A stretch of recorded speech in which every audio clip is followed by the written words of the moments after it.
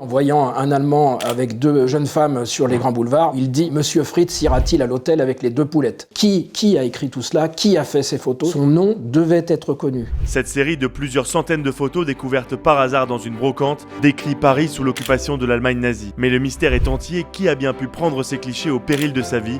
Philippe Broussard, journaliste au Monde, a mené l'enquête. Vous avez une photo qui est prise le 27 août 1940 à 19h, place de l'Étoile. Et là, on aperçoit une dame et un jeune garçon qui visiblement viennent d'acheter des glaces à un marchand ambulant.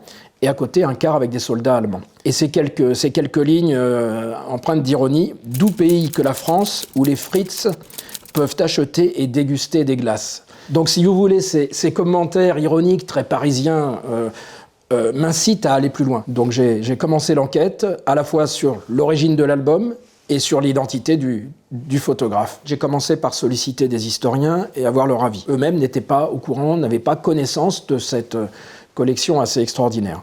Ensuite, je me suis interrogé sur le fait que ce photographe, pour être aux endroits où il était au moment où il prenait les photos, était peut-être un policier ou un gendarme. Donc j'ai interrogé des historiens de la gendarmerie, des historiens de la police. Et de fait, pour prendre des photos si proches des Allemands, si près des Allemands, peut-être que c'était l'un d'eux qui, en fait, prenait les copains en photo. Eh bien non. Toutes ces hypothèses sont tombées une à une. Il est arrivé un moment où je me suis dit, je ne trouverai jamais. Et petit à petit, à mesure de progresser dans les investigations, j'oriente aussi mon enquête vers un grand magasin, Le Printemps, où je découvre qu'une dame qui s'appelait à l'époque Renée Damien a été en possession de photos. Et je me dis quand même, cette dame, vendeuse de parfums au Printemps, qui se retrouve en possession de photos, peut-être qu'il faut insister du côté de ce magasin et des archives de